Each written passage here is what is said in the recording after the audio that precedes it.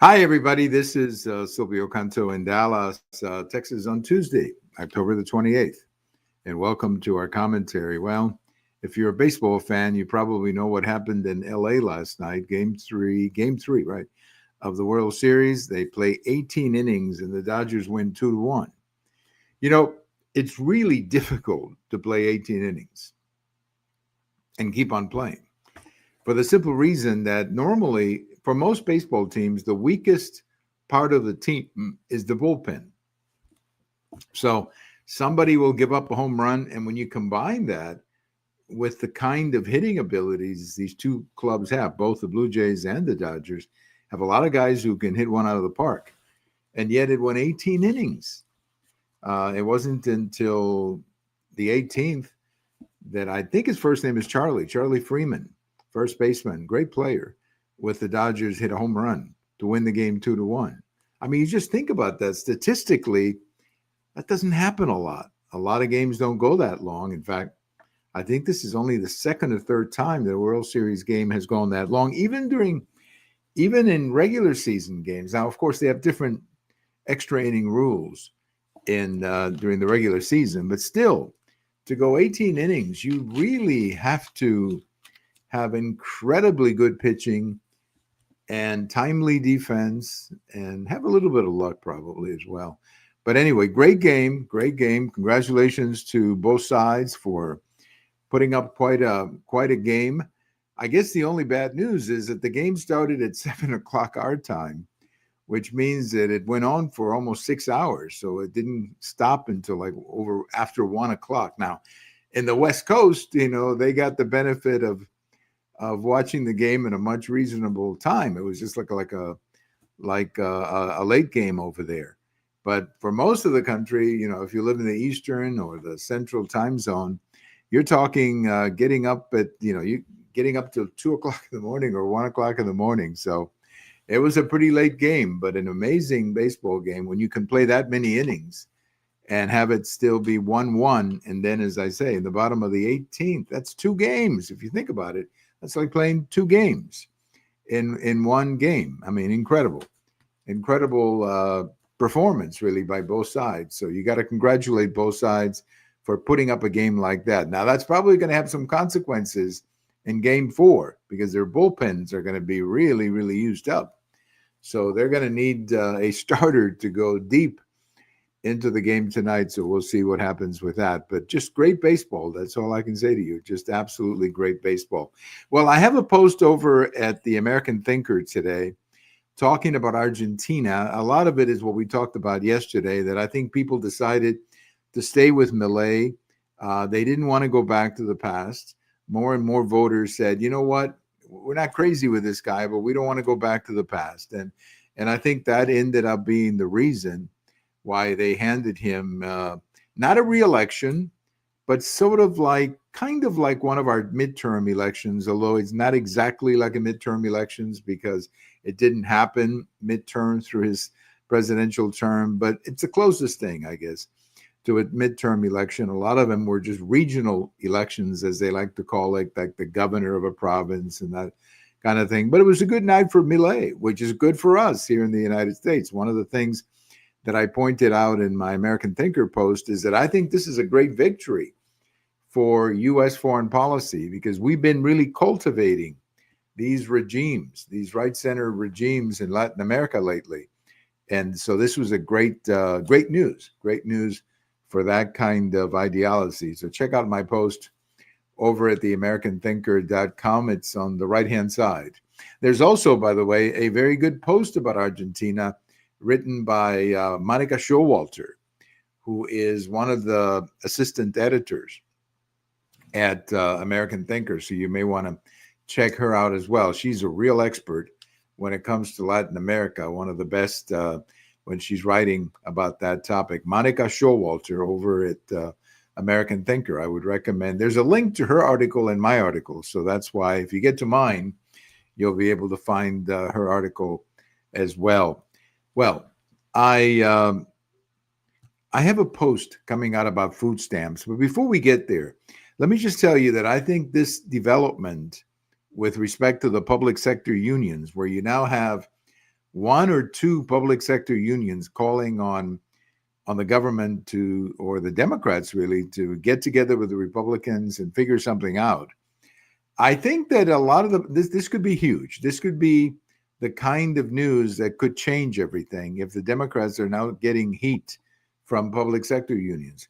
I think it's also interesting the timing of that announcement. And when I mean the timing, next Tuesday they have an election in Virginia for governor. And if you know anything about Virginia, their population has changed a lot over the last 15 or 20 years. Virginia used to be a very typical Southern state, very conservative, more Republican in recent years, but it changed a lot over the last 20 years. I mean, just to give you an idea, President George W. Bush carried Virginia back in 2004 fairly easily. He also won Virginia in 2000. It was a fairly reliable Republican state for quite some time, but then it flipped to the Democrats. And the reason it flipped is because there's a lot of federal employees who live in the northern part of Virginia. When you come from Washington and you drive into Virginia, there are some very large communities there of federal employees. So I think it's interesting. It's interesting that the Federal Workers Union, or one of them, would come out and say, let's stop this. Let's shut this down. And maybe they need to do this to get more federal employees to turn out to vote in Virginia. I mean, the federal employee vote is make or break for the Democrats in Virginia. And if they don't get that vote in huge numbers, it'll be a lot more difficult for them to win. So that's why I think the timing of this is very interesting. Now, there's also another factor too, and that is that November 1st, these people are going to go without pay. And I guess that's going to make it 2 months in a row, or maybe this is the first month that they don't get paid. So maybe that's another factor too. They're probably hearing it from their members that they want to get paid. There's also, I believe, another union, the control workers at the airports, who are also coming out saying the shutdown needs to stop. Frankly, it needs to stop. There's no reason for this shutdown. The Republicans put through what they call a clean resolution, which means they can keep arguing. They can keep negotiating while the government is open. So I don't quite understand, frankly, the reason for shutting down the government. Now, I think I have an idea of what the Democrats are trying to do. They're just trying to put up a fight against Trump. They just want to fight Trump, which is okay politically. I understand that's what their base is. But I'm not sure that this is working out for them. They thought the way they thought it was going to work out.